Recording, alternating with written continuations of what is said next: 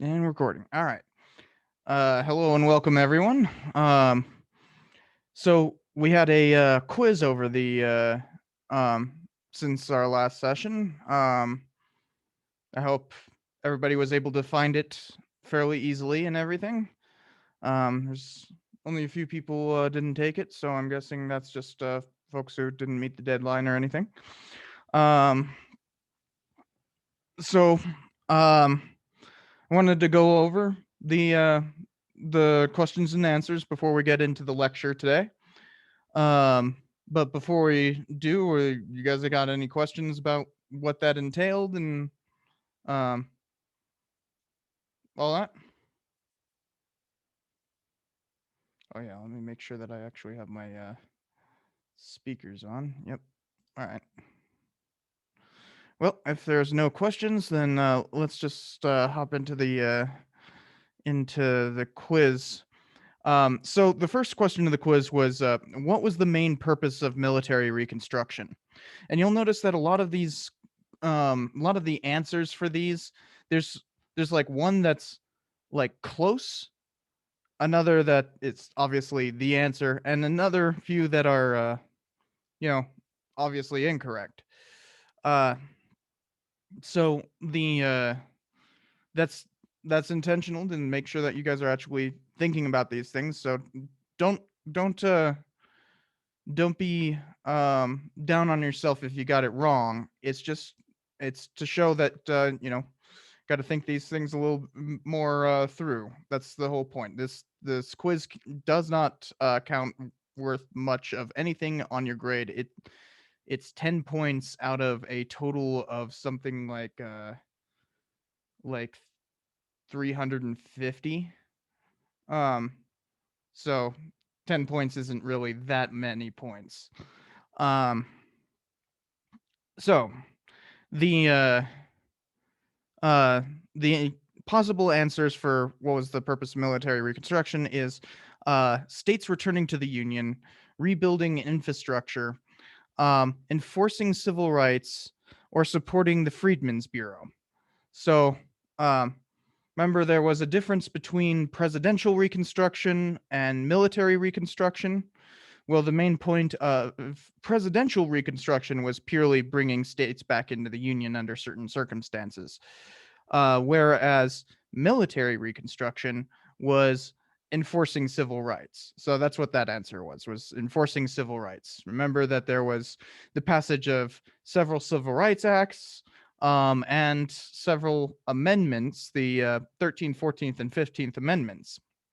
The 13th eliminating slavery, 14th uh, giving civil rights, and the 14th giving voting rights.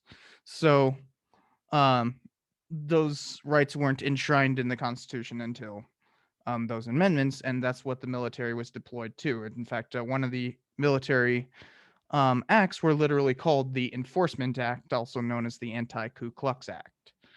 Um, so number two was the assimilation policy tried to what?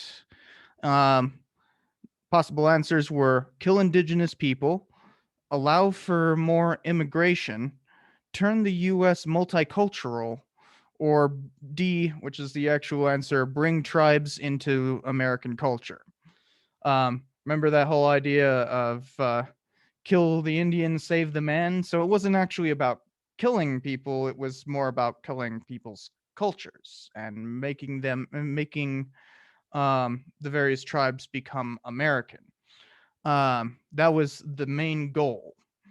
So next was what was the frontier thesis? You guys read that last week, and um, it was all of the above.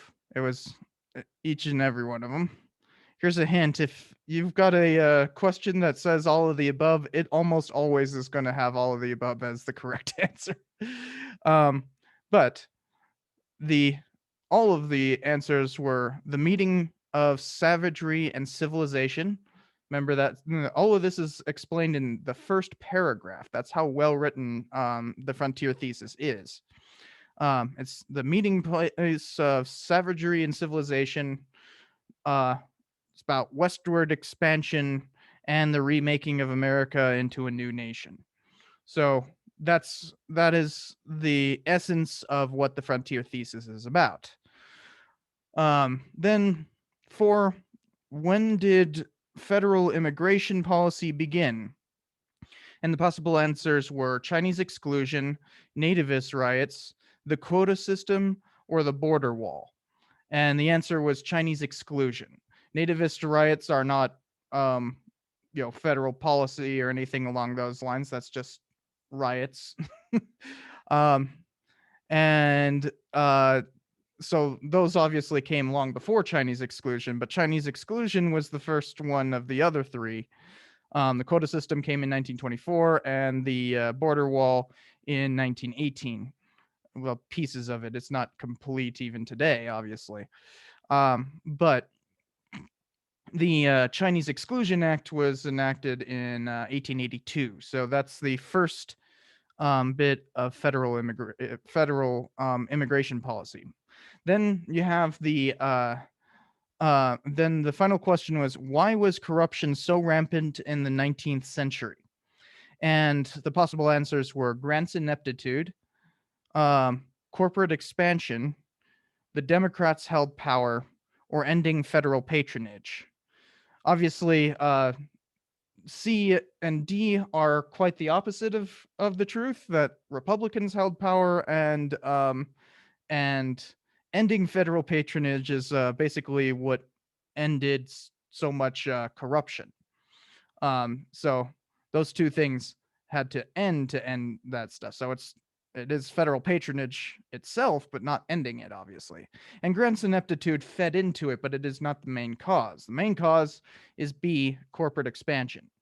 So that, remember we talked about the Gilded Age and how like the transcontinental railroads ended up dictating a new form of capitalism and all that kind of stuff. That fed into the Gilded Age, and hence why there was such rampant corruption, was corporate expansion. One could argue that we are still living in such an age even today. So, any questions on that before we move on to the lecture? Well, speaking of the Gilded Age and all that, all the rampant corruption and all that kind of stuff, well, there was definitely a movement from the ground up to try to defeat that. Hold on a second. And get out of my way. There we go. Nope.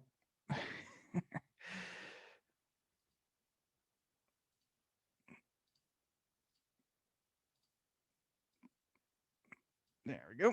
All right. So there was, a movement to basically organize labor and try to defeat the forces of capital through labor organizations. And some of the most intense labor struggles in U.S. history would happen in the late 19th and early 20th century. These labor struggles will have lasting impacts, but almost always fail. The U.S. government tended to always take the side of, U.S. and local governments tend to always take the side of big business, rather than the people who work for that business. And so they will tend to delegitimize the organization of labor, to the point that we will see that while there was a very strong labor movement in the U.S. in the late 19th and early 20th century, that by the time that we inhabit now, that labor movement was steadily corrupted by anti-communism and anti-Bolshevism before that, and also steady anti-labor legislation that broke the back of the unions. things like Taft-Hartley and that would ultimately lead to the end of the power of organized labor in the U.S. Um, so hence why it's a boom to bust to a whimper. Um, but at first, um, especially right after the Civil War, um, labor the labor movement was kind of in its infancy. Um, Especially right after the Civil War, remember there's that huge expansion of industry, and so the labor movement was only came about in reaction to that. It wasn't it wasn't really a um it wasn't proactive. Like industry had to build up before unions could build up. And so throughout the late 19th century, basically post Civil War, that's when labor would really come to the fore. And also, remember we've already talked about the Long Depression in 1873. Um, so that Long Depression means that a lot of people are out of work. Um, Hence why the Democratic Party was able to take a foothold in Congress in that, because there was so much dissatisfaction with the economy. A really good predictor of any given election, especially presidential elections, is the economy itself. Beyond anything else, the economy is almost always the best predictor. And if there is an up economy, the incumbent party will remain in power. If there is a down economy, the incumbent party will lose power. You can pretty much always see that, especially for the last 70 years, it's been a perfect predictor. It's never gotten right. It's always predicted it for the ever since World War II. Um, the best predictor has been the economy more than anything else. Um, and so that drove a huge amount of dissatisfaction, just as the intercontinental railroads were being built. So you have this huge organization of labor into working forces strung out across the West in that. And then people having to be recruited and sent there, along with all the ancillary industries such as steel, that had to be built up in order to provide for those railroads. Um, so, um, so in 1877, a small strike over wages took place, and ended up spreading out immediately, to the point, because it started in West Virginia, small in Wheeling, West Virginia. Wheeling is a railroad hub in the east even today, but it's still a pretty small town. I think it is. I think it's still the largest city in West Virginia, but that's not saying much because West Virginia is not a very big place. Um, and but what happened was that there were a series of what are called sympathetic strikes. So a sympathetic strike isn't that people are striking for better wages for themselves, they're striking for better wages for another group of people, or they're striking in sympathy with other strikers. They're not necessarily striking for themselves. Um, and this spread throughout the East Coast, to the point where you had major strikes as far south as the tip of Florida, all the way up into Massachusetts. Um, and well, the this was um, one of the biggest strikes in U.S. history, and still is one of the biggest strikes. We'll get to the biggest one, but it's only second to another one that happened later on. So this was freaking out the eastern elites. You know, they had to put down this because they saw this as a rebellion rather than people striking for wages. Um, and so militias were called out to suppress this, um, and basically every state, and um, and in 6 states, actual fighting broke out between the militias, um, ending up with more than 100 people dead. So literally fighting in the streets, and that, as you can see pictured here, a lot of the time, you have to understand uh, how these kinds of protests were put down. Um, when you see people talking today about suppressing a riot or any kind of dispersing tactics, they're using things like tear gas and flashbangs and stuff like that. Things that are meant to scare people and disperse them. Whereas how they did it here was that you attached bayonets and just marched through the crowd. Um, this was the standard way of breaking a riot, was literally bayoneting it into submission. So, understandably, there was a lot of dead people, a lot of killing caused by this. Um, and soon, a lot of these folks, I mean, this was seen as a tragedy, right? So many people dying simply for, asking for better wages. Um, you know, there was always this. You'll also hear in this throughout this lecture that there's a lot of these calls to end the strike or end these labor unions' so-called power because they're trying to institute socialism. And that what that is called is red baiting, and you'll hear a lot about red baiting throughout this course.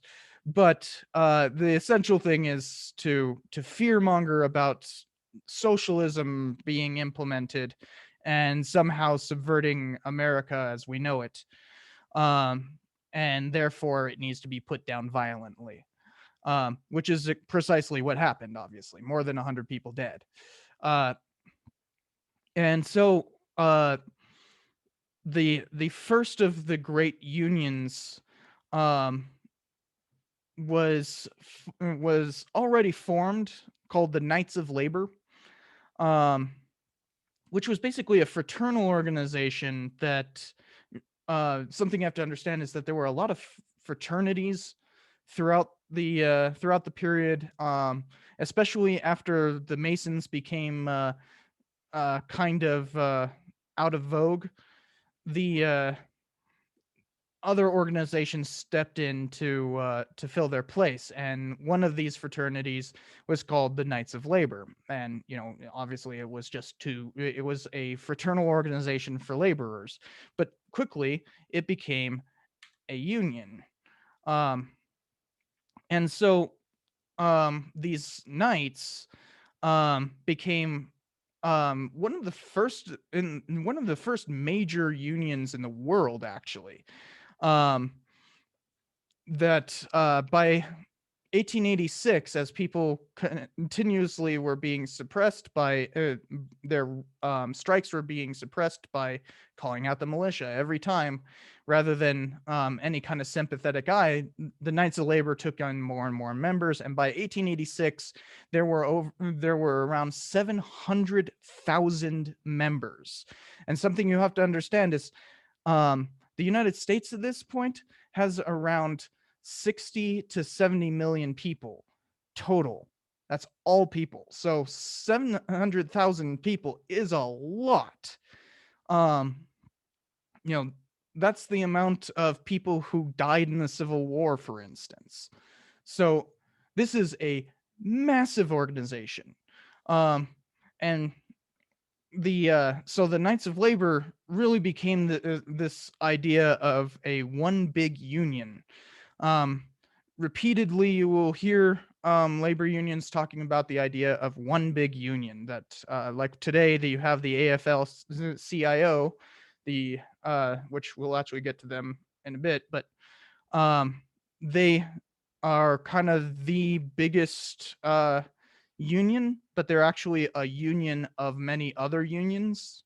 Um, and so that's the idea. It's one big union, although the AFL-CIO is quite different because here anyone can join as long as you're a laborer of some sort, part of the labor class, and open there is open discussion at this point of people talking about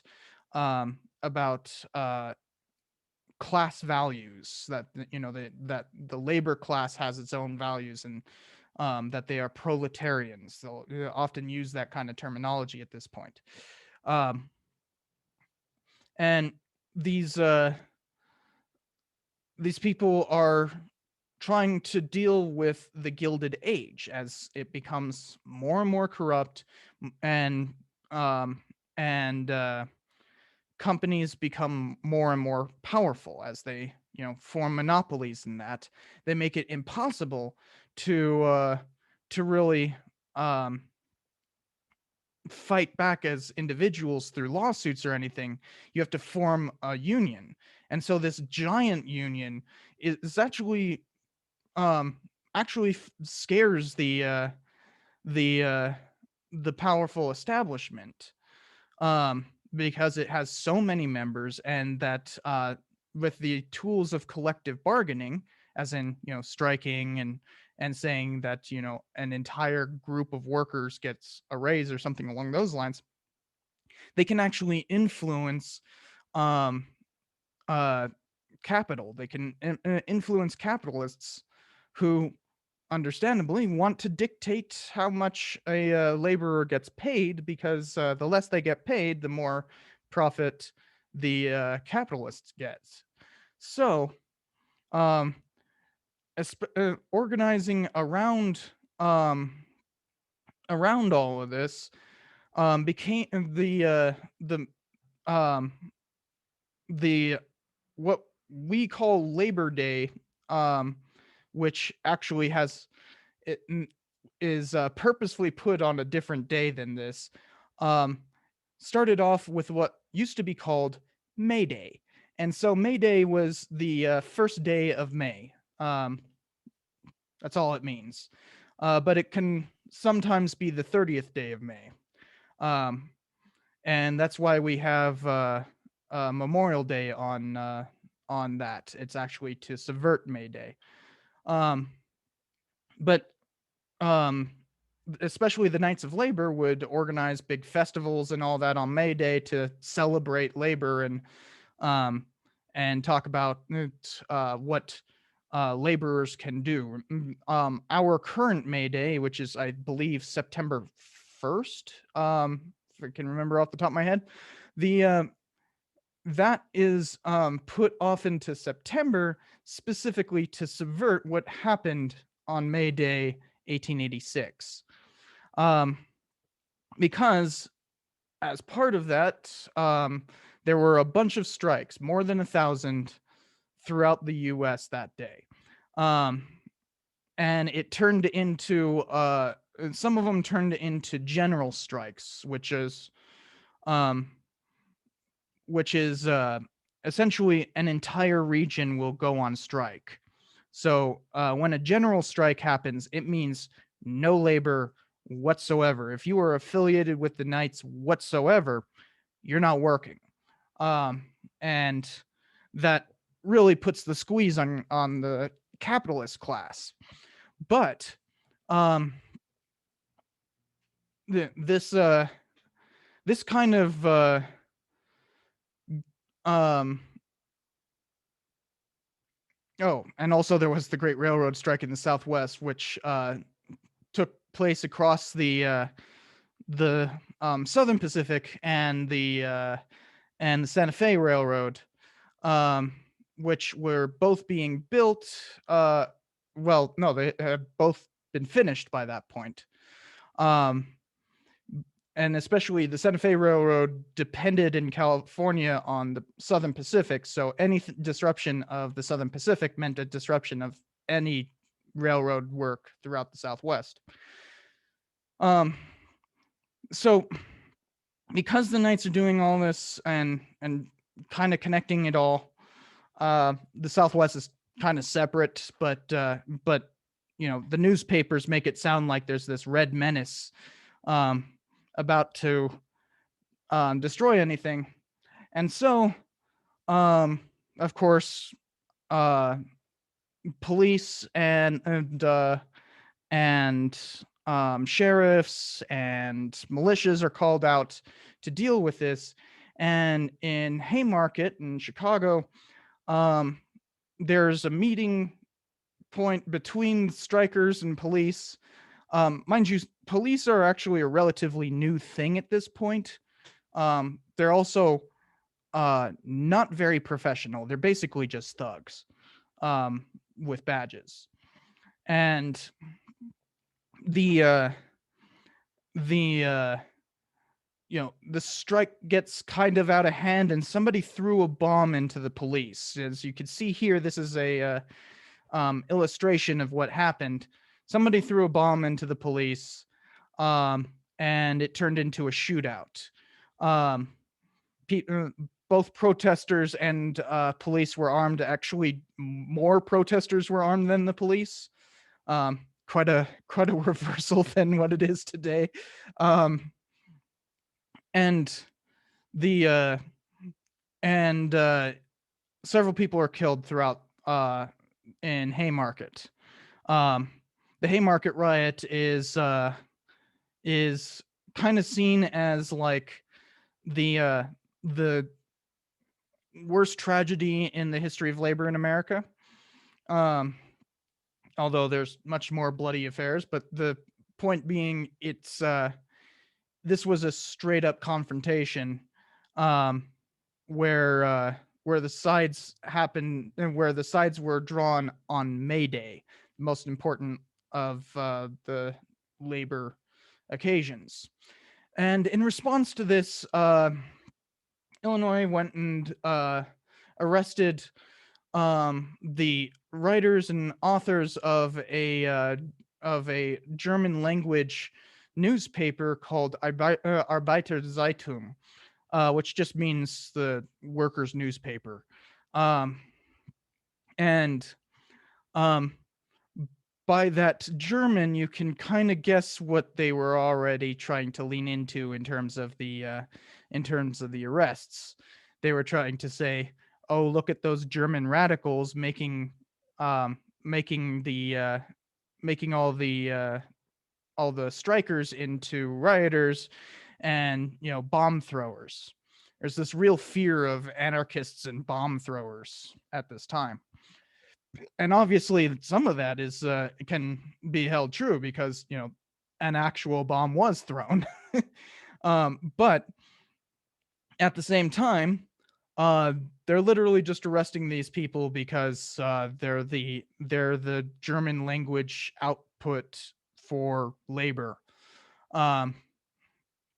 Eventually most of them are let out of jail or not even tried, but it becomes quite a thing. And since the Knights were kind of the connecting thread between all of these different strikes,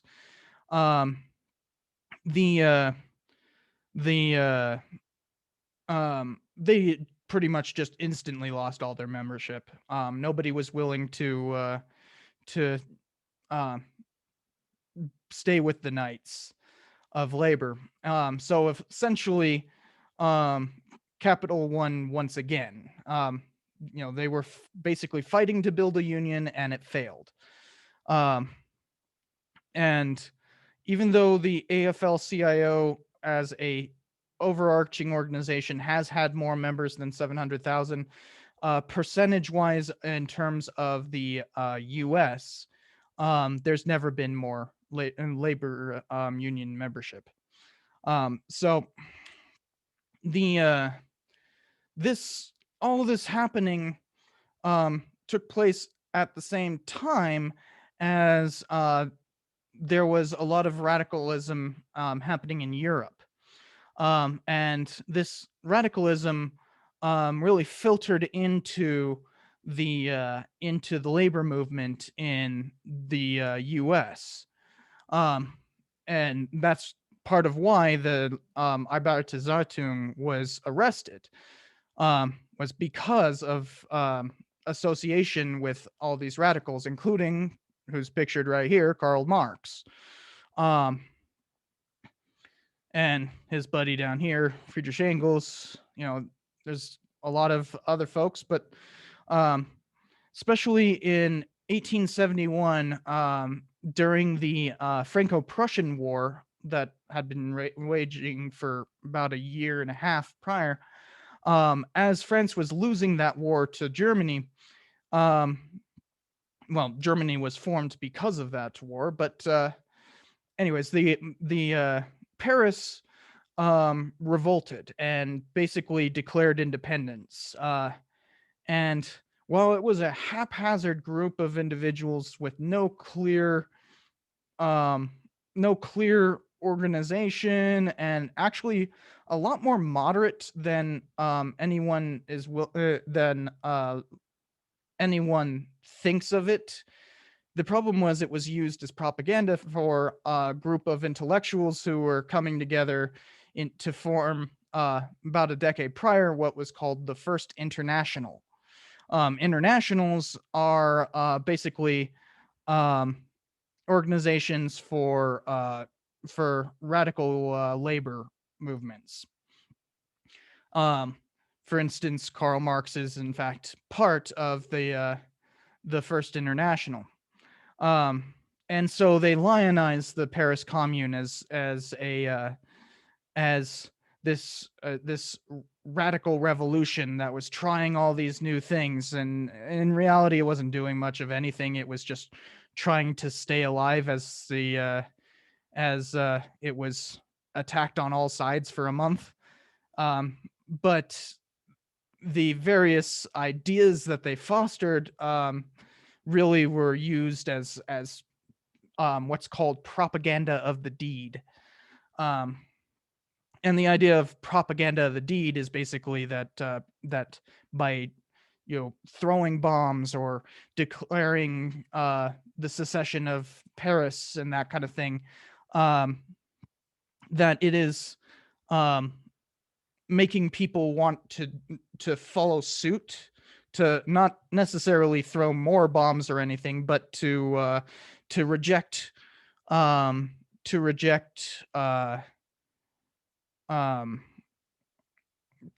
government itself. A lot of this is trying to foment revolution. And the perfect opportunity came with the Long Depression in that. And so this is really where the infusion of radicalism came into the United States. But back with the First International, that didn't really last long and didn't broke apart because of infighting. And so there was this huge divide between Karl Marx and another guy named Bakunin. Bakunin was an anarchist and Marx was a socialist. And both of these things long predate these guys. You'll hear people say that Marx invented communism and socialism, even though they predate him by centuries. In fact, socialism is older than capitalism. It's the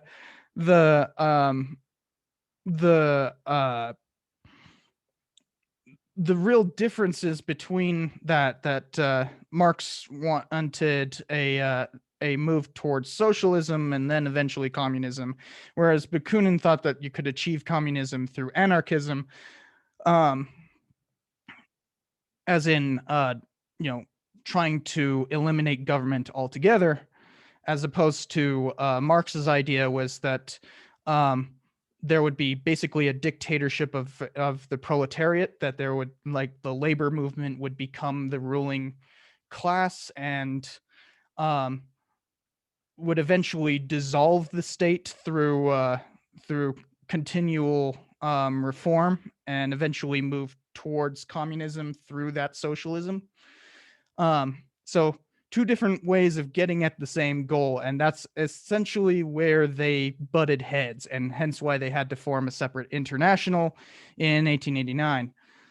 And that the Second International maintained a lot of ties with labor organizations in the U.S., especially with the eventual formation of the International Workers of the World, otherwise known as the Wobblies.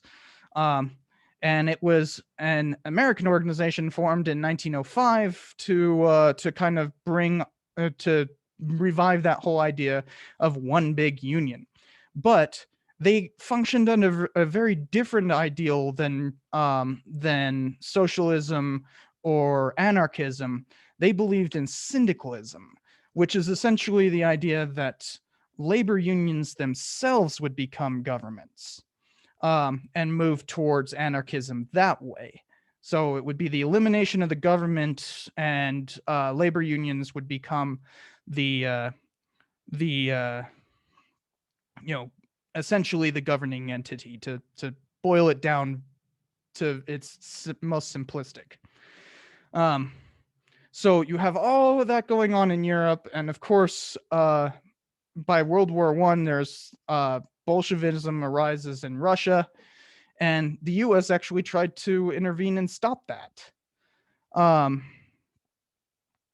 So the U.S. is actually taking an active role in trying to stop these, stop socialism abroad. Now, the U.S. intervention, we'll actually talk about it in a later class into the Russian Civil War, is complicated as heck, and to call it a intervention to try to stop Bolshevism is incorrect, to say the least. But it has that air.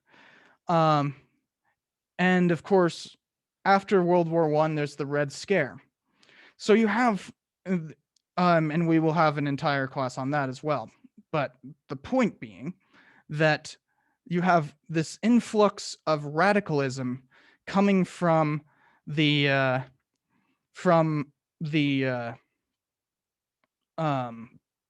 Europe, and so it ends up affecting the labor movements. Now, we can't go over every major strike like the Pullman strike or the individual strikes during the Red Scare, but after World War I, there were a series of strikes, and essentially people associated it with communism. It's those Bolsheviks coming to throw bombs.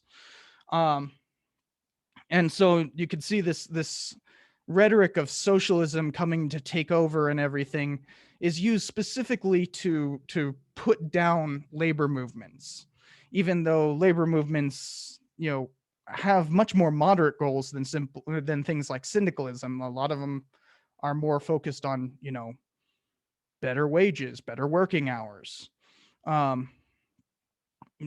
less working days, because in the early 19th century, late 19th and early 20th century, working hours are abysmal. You're working 12 hours a day, maybe 14 hours a day. You're working 6 days a week under horrendous conditions, and at some of the lowest wages we will ever see. There is no minimum wage. That won't come until the Great Depression. So I wanted to look more at one specific group of strikes, because strikes just go throughout this entire period. You can tell there's this kind of back and forth, and the unions almost always lose. But sometimes they do make gains. Like in 1919, some of the coal workers actually managed to get, not coal workers, steel workers actually managed to get raises. But it's in the coal mines where these strikes become particularly brutal. They're working under horrendous conditions, oftentimes in what are called company towns, where the company literally owns everything. They own your house, they own the general store, they own the roads. Um, you're paid in what's called scrip, which is essentially fun bucks that the company gives you so that you can buy stuff at the company store. Um, and then you work your entire life um, in a company town. Um, Marx himself would often classify this as what he called wage slavery. Um, so the but not to be confused with actual slavery. Nobody's owned. Um, so West Virginia has a lot of coal mining and happened to have the largest coal mine war in American history. But if you remember from the Western stuff, there was a bunch of mine wars out west as well. Um, so this is not at all unique to West Virginia, but it's particularly brutal there. So they start trying to build a union. They had successfully built a union up in I'm told it's pronounced Kanawha, but I've always read it as Kanawha. But this county right here, which is also the where the capital of West Virginia is, and the Cabin Creek is about here. If you can, you guys can see that red dot, right? So the Cabin Creek is right there, and they managed to form a labor union for Kanawha. But down here in Mingo County, was actually some of the biggest mines, especially around Matawan, which is right here, right on the border. And Matawan was a railroad hub, but also had a lot of mines all throughout this region, right there on the border. So they start trying to build a union, and by refusing to work, they are trying to essentially get the mine owners to recognize the union for collective bargaining. And so the strikes begin in 1919, right during the Red Scare and everything. So a lot of people are associating it with socialism and all that, but I mean, most workers are just wanting better pay and less time down in the mines. Coal mining is incredibly dangerous in and of itself, and you work even today. You still work in horrendous conditions where you're going to be coming back with just a lung full of soot. And at this point, a lot of the lights are done with candles and whatnot, so you'd get explosions and mine collapses and all kinds of bad stuff. So people want better working conditions because they want to live. So this kind of thing really boils out into a bunch of disputes in Matawan itself, where the sheriff there, known as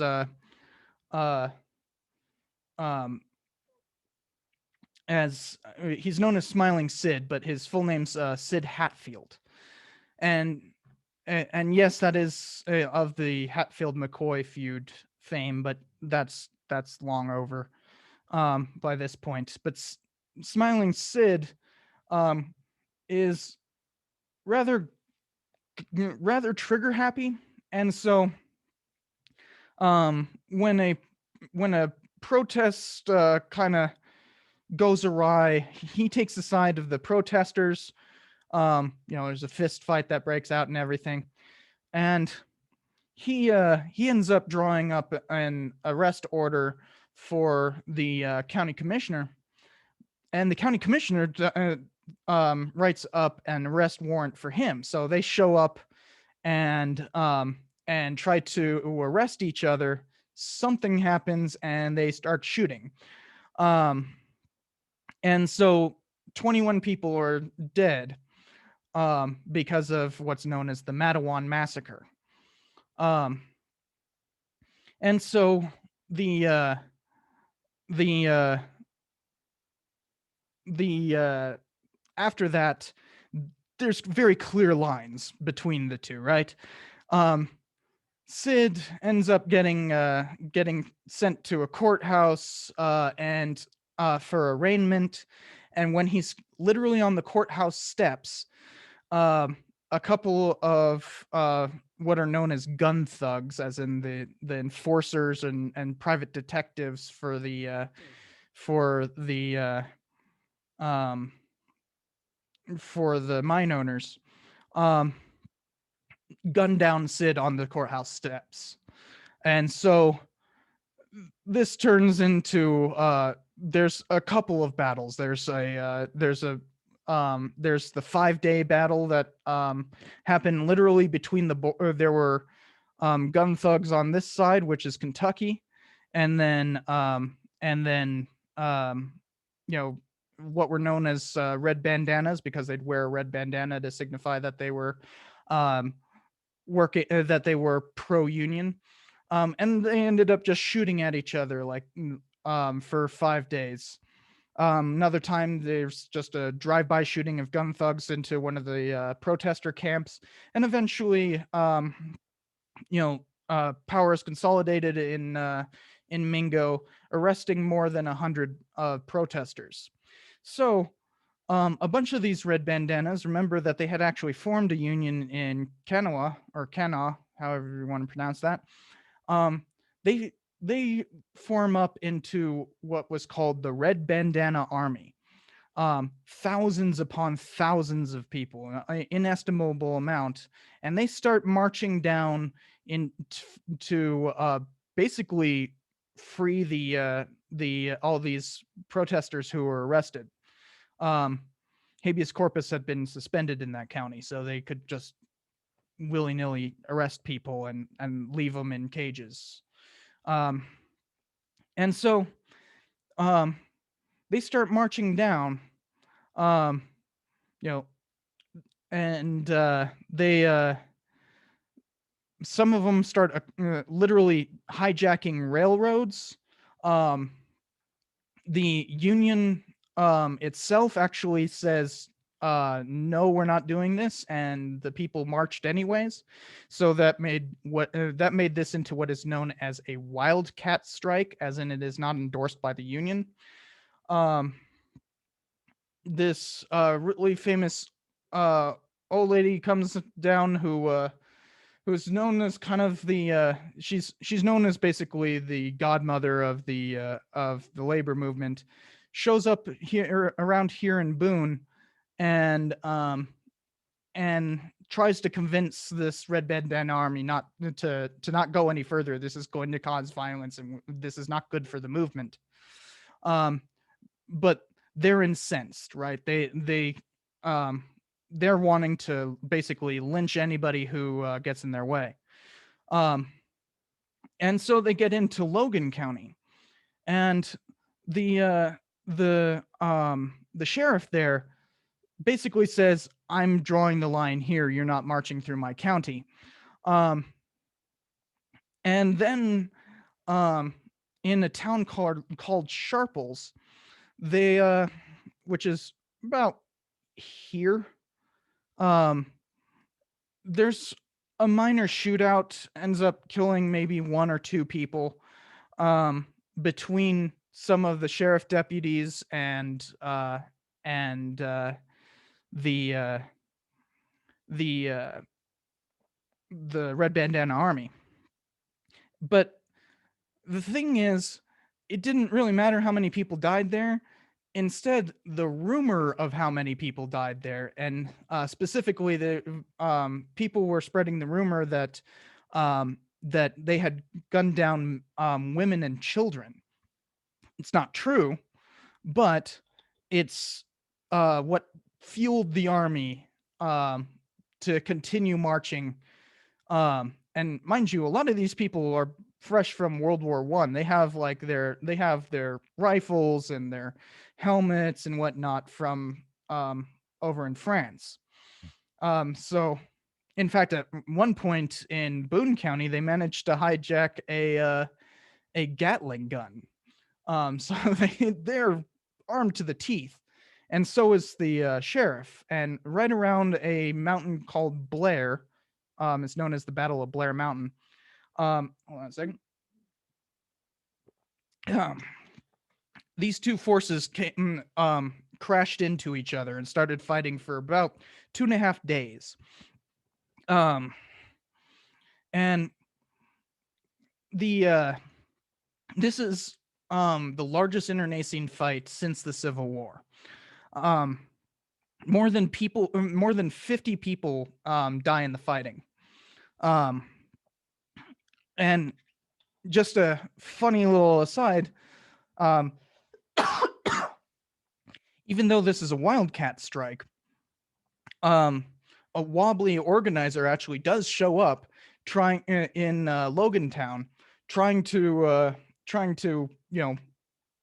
maybe help with a truce and maybe be able to kind of organize these people into a more organized strike and everything, but gets arrested off the train, and the sheriff's deputy who is supposed to be watching him in jail supposedly lets that wobbly out for a walk for a little bit, and then the guard just trips and falls and happens to have his gun go off in the back of the wobbly's head in the jail.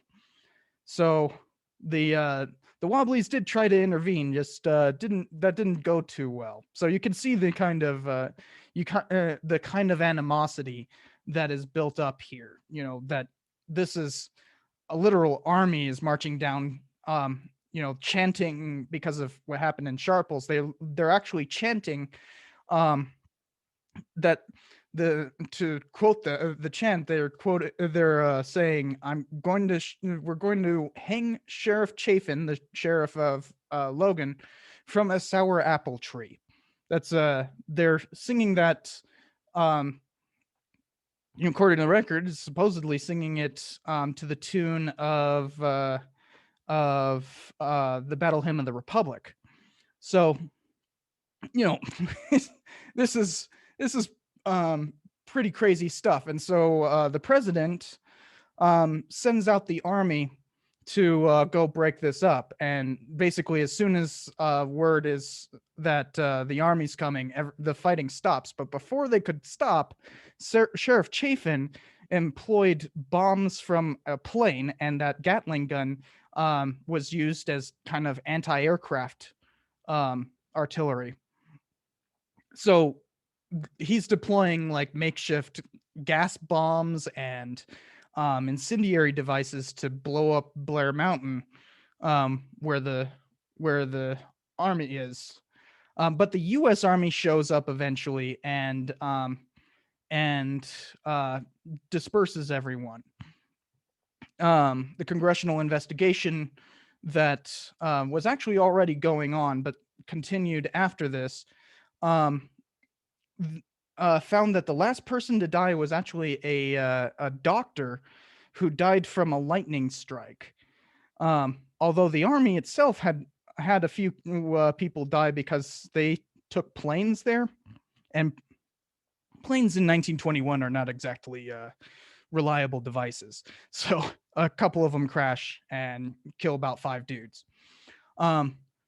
All this violence doesn't go too well for the Union, and it breaks in Mingo County, basically ending the Mingo County mine war. So you can see how each of these strikes have their own story. This is just, a particularly spectacular one when you're talking about, Gatling guns versus incendiary device planes. But it ultimately doesn't go well for the Union, and you can see how this violence kind of builds up over time. It starts off with minor strikes, and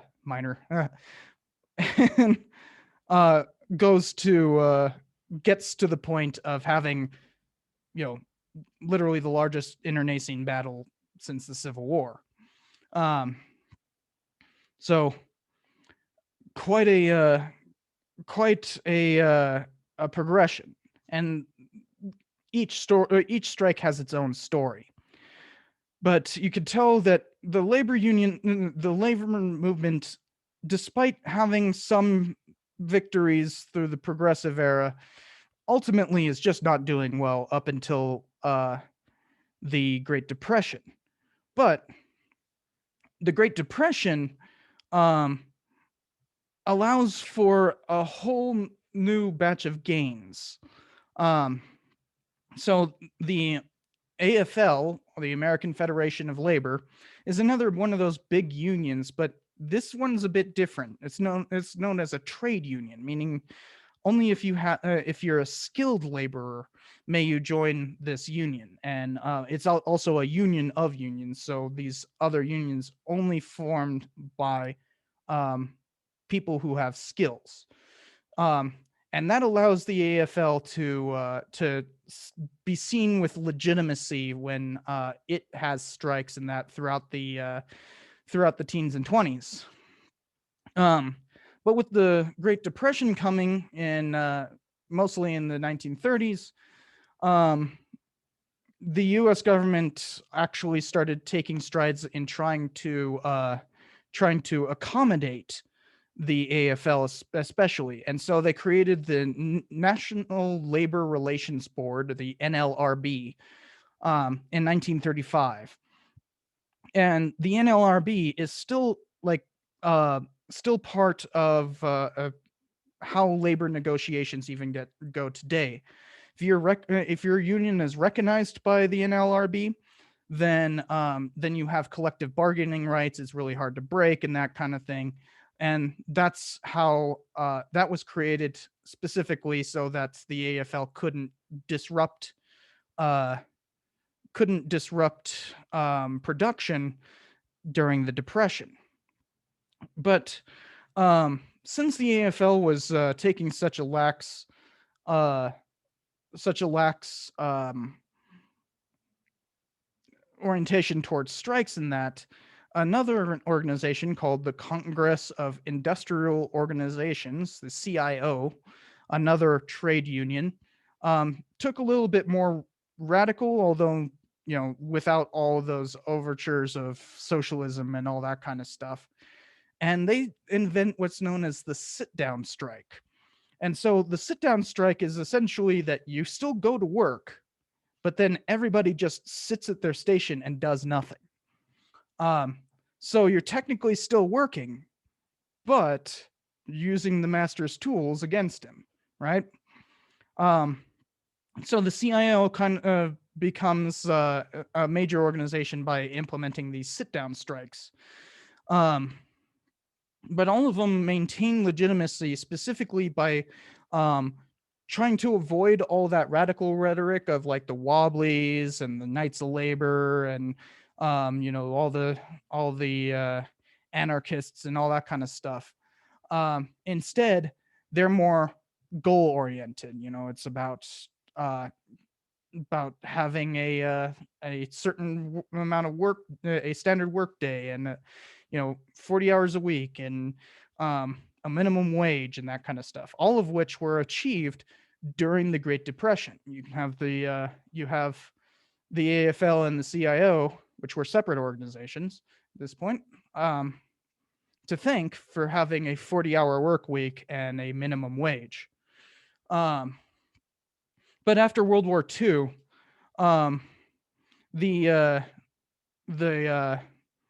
there was the passage of the Taft-Hartley Act, and basically this said that the government would not, the NLRB would not recognize a union if it had any communist sympathizers within it. And so this, regardless of whether or not they actually were communist sympathizers, the real point of this was to gut the power of unionism. All their rhetoric of workers unite and all that kind of stuff suddenly gets classified as communists, or what was often called fellow traveler. And so these so-called fellow travelers were supposed to be eliminated from these unions, and so their radical rhetoric could no longer take place, even in its muddied form from the AFL and CIO. This became so overbearing that the AFL and CIO were shrinking monumentally, to the point that they had to combine in 1955. They're still, the AFL-CIO is still the largest labor organization in the U.S., but labor itself continued to decline throughout this time, especially with the with what's known as deindustrialization, as in, all those labor jobs ended up going to like China or elsewhere. First, they moved south to the south, like to Alabama and that. And then they moved further south. It just moved kept moving south to like Mexico. Because labor's cheaper there. They don't have as strong of labor laws. So the labor movement ended up being gutted ideologically, and didn't have the power to fight this movement of industrialization south. And so the U.S. deindustrialized and became a very different economy called a service economy, which is what we're in now. And we'll get to that very late in the class. But the point is, unionism died on the vine. It had this huge surge right there in the 30s. And then it no longer really has any major power. The AFL-CIO in the 1960s is considered the most powerful voter bloc.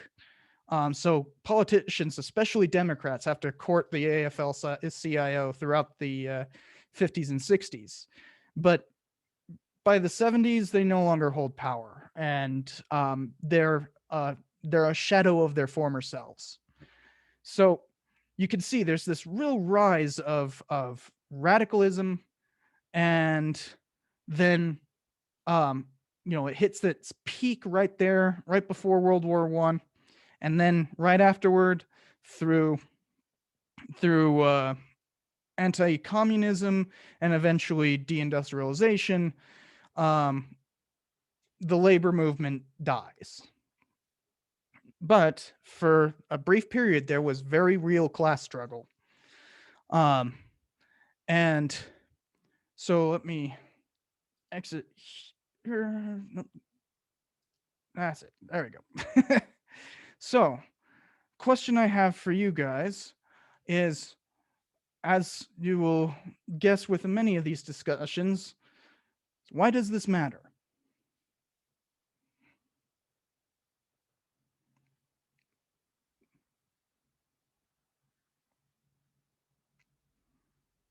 Is anybody talking, and I'm just not hearing it?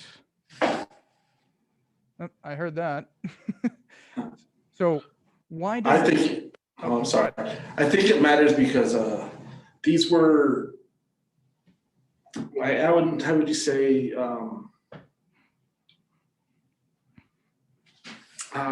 shoot, can't think of the word. It's kind of like a template for what we're still going through today. I'm part of of a union also, and I see that some of our unions don't really negotiate for the entire group of peoples, but for a certain group within that union, so they can benefit from whatever they're negotiating. But I see it as it was a template off which we're still going through today. Yeah, so I mean, Chase also says similar things are happening now, right?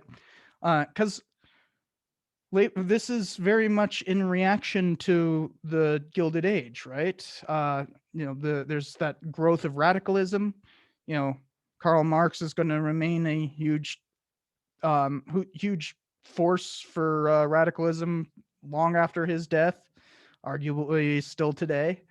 And that fear of radicalism will drive a lot of American history.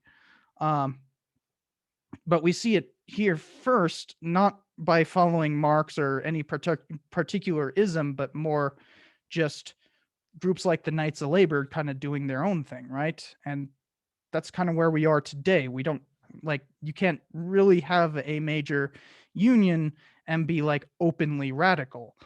You will never get recognition by the NLRB. So yeah, we definitely are facing these things, but there's also there's a dynamic here, right? Like, what is that dynamic between labor and capital? Like, and is it really the same today? Because I would argue not. I mean, historically, it's always been a bit of an uphill battle. It's the little guys versus the big guy, about 10 million ants versus one giant Hercules beetle, and it's the same today. Not really, mostly because information is so widespread. As long as you can get information out there really very quickly, you can get support and sympathy. I mean, today even they're having the Amazon union vote in Alabama, so we can definitely see some things from the past going on still today. Mm-hmm. Yeah, you could definitely see that, but there's a bit of a difference in the labor dynamic because didn't really get to talk about it, but we live in what is called a service economy. So, like what an Amazon worker is still basically a standard laborer because, well, no, not really. So, like a proletarian makes stuff, right? But in a service economy, a laborer doesn't make things. There is no product of their labor besides the service they render, right? Um, while flipping a hamburger and all that is making something, um, most of the labor that's rendered in a McDonald's, for instance, isn't the person cooking. It's the people cleaning the floor and running the cash register and all that kind of stuff. There's less people working in the kitchen than everywhere else combined. And the kitchen is literally the only production part of running a restaurant. So anything along those lines isn't really oriented around production, but more around service. And that kind of renders this whole, like for instance, the AFL-CIO was doing well because it was able to organize through trade unionism, people with skills in that. But a Walmart worker isn't considered a skilled worker. So they couldn't unionize under trade unionism. There isn't any skill to work within a union because part of a nice thing about trade unionism is if like you're a plumber for a union, that means that you can work for a particular company, but then they can find you another job if you get fired or something along those lines because you have a skill that's equal anywhere you go.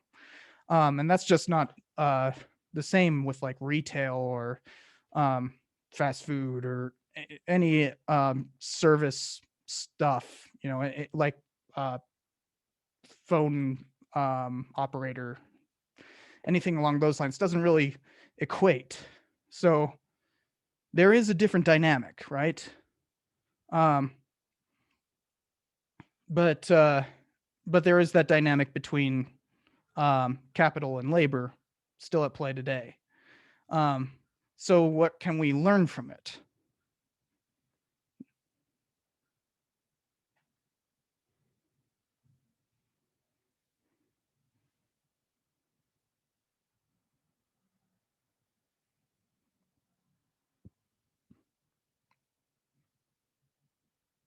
Anybody?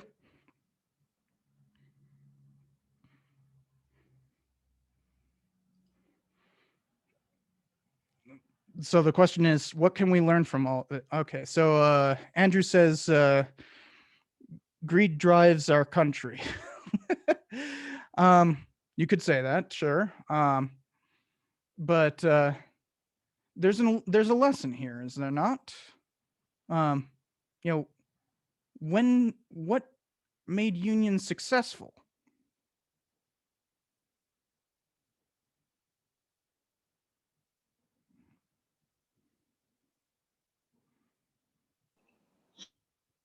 Probably the fact that they were fighting for workers' rights or for better working conditions.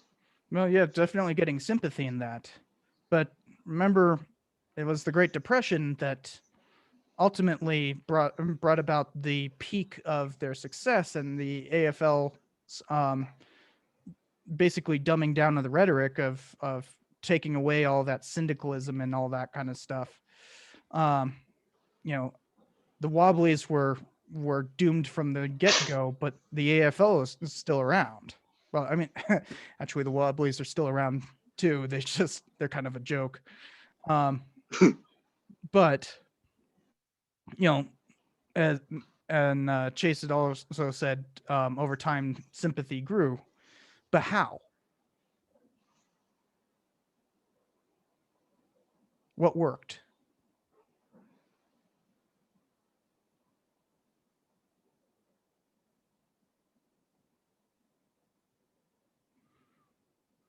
More people. Alicia says more people became involved. In fact, less people became involved. In the 1930s, there were less people in unions than in 1886, at least percentage-wise. We actually haven't had that much union membership ever since. It's something like, at that point, it was something like 1.5% of the entire U.S. Was unionized in 1886. We haven't had that high of a percentage ever since. You know, these are still a pretty small percentage of the U.S. Oh, and I should say 1.5% was in a single union, the Knights of Labor. We've never had that since. We've had more than 2% unionized, but not under one big union. It has partially to do with their tactics, right? Like, what did they do tactics-wise? What was the difference between like the Mingo Mine War and the CIO's like sit-ins? Well, they were nonviolent. Mm-hmm. Big difference. Yeah, that's definitely part of it. It's and Alicia says they affected the people in charge more. Could you explain that?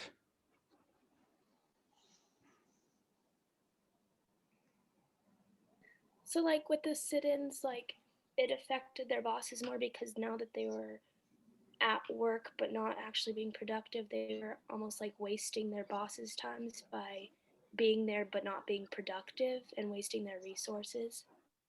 Yeah, that's a good way of putting it. You know, because violence can actually get a lot done. You know, I don't think anybody's willing to argue that that World War II should have been fought peacefully. You know, there's violence can get things done. It's just you have to go about it right. And generally, a strike is not going to be a good way of using violence productively. So, but also peaceful protests don't necessarily work well either. They have to have a component that that hinders business, and not merely by removing one's labor, which that's the ultimate purpose of a strike, right? Is that you can remove labor, you can remove your labor, and but all they have to do is hire somebody else in your stead, and that's the problem with these a lot of states. I don't think New Mexico is one of the states, but I know Nevada is a what's called a right to work state. So is Arizona, and essentially that means that unions can't even form because they can't there's no collective bargaining rights that force people to force employers to not hire during a strike or anything along those lines. So essentially, you can't have you can have what are called yellow dog contracts, where a employer hires you under the explicit contractual obligation that you will not join a union. So, we've also removed a lot of the things that allowed these things to work. And so you got to have this like back and forth with like whether or not violence will work, whether or not this particular form of strike will work, and all that kind of stuff. It's a real cat and mouse game. So I hope you guys got something out of that. That there's a lot to how labor works. What labor can do, and whether or not they'll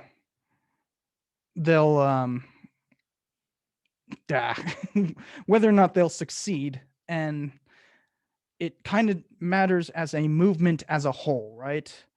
And we'll see more and more, especially throughout the 20th century, that these kinds of peaceful protests really end up making a huge amount of difference, that this new form of protest really matters, and starts with the labor movement and really moves into like the civil rights movement later on. But we'll get into why the civil rights movement even needed to be in the next session with an entire class about Jim Crow. So I will see you guys then. Have a good day. If anybody's had any questions, go ahead and ask. Thank you. Have a good day. You too.